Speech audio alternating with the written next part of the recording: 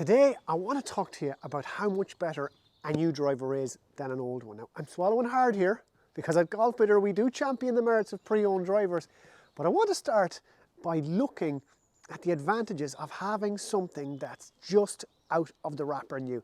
Now, let's put technology to the side for a moment and just consider how we all feel about getting something brand new, remembering back to, say, opening presents on Christmas morning as a kid, ripping away the wrapping paper to reveal the brand new toy you'd be desperately hoping for from Santa Claus.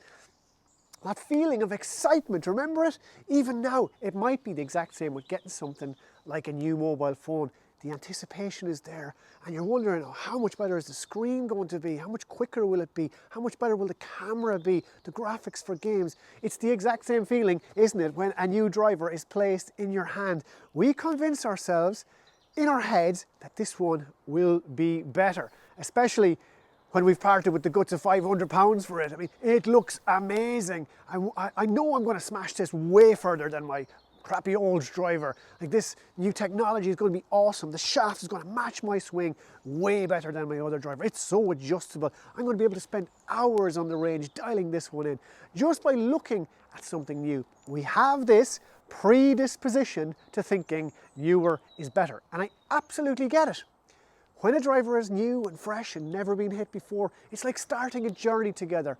I have yet to meet a golfer who didn't absolutely crush their new driver on the first round. We all have a honeymoon period with the new driver. But now for a dose of reality.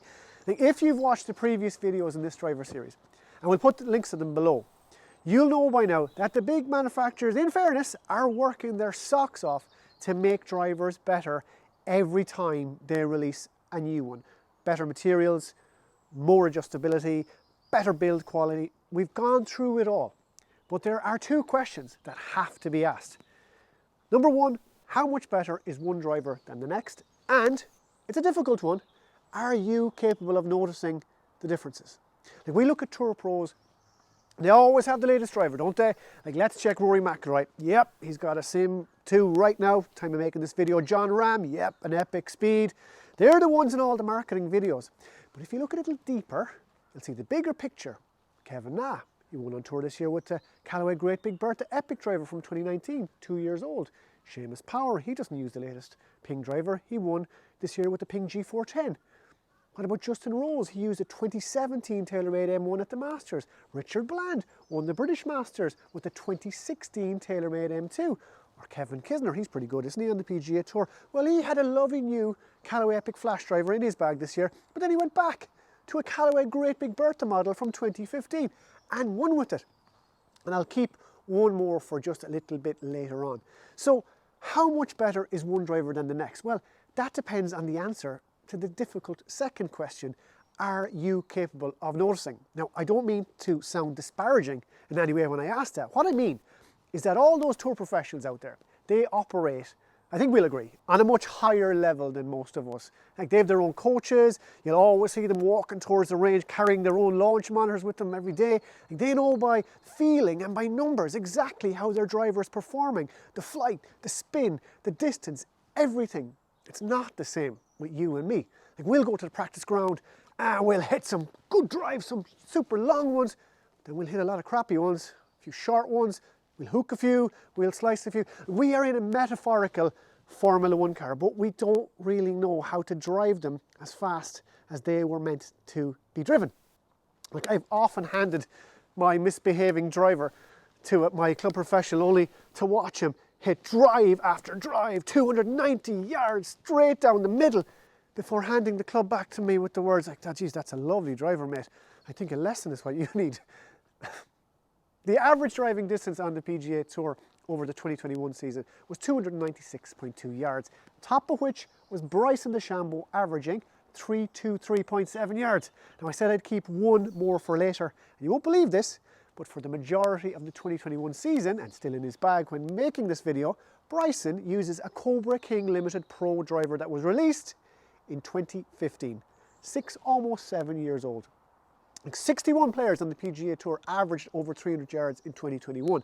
And LPGA Tour pros, they drive it on average 230 to 270 yards. Now, how far do we amateurs drive the ball? There's been lots of studies. The general consensus is the average is 195 to 220 yards. And the latest insights report from the USGA and RNA say men drive it on average 216 yards. Now you may well drive it further, but it's an indisputable fact that there's no point comparing your distances to those of the world's best golfers. Like, that doesn't mean though that you shouldn't upgrade your driver every few years. Of course you should. All those improvements in technology, materials, adjustability, all the ones I've spoken about throughout this series, well, they may be a lot more beneficial to you than a tour professional. I said in one previous video that a good adjustable driver doesn't even begin to flex its muscles in the hands of a tour professional, but it may well do on yours on the range. Now, we also mentioned in a previous video how TaylorMade's top man, Brian Basil, said drivers are just like iPhones. Year on year, you won't notice much difference as they come out, but over the space of 5 years or 7 years, the amateur out there certainly will. I just mean that before buying a brand new driver, you should always weigh up whether the additional cost compared to a pre-owned one is worth it.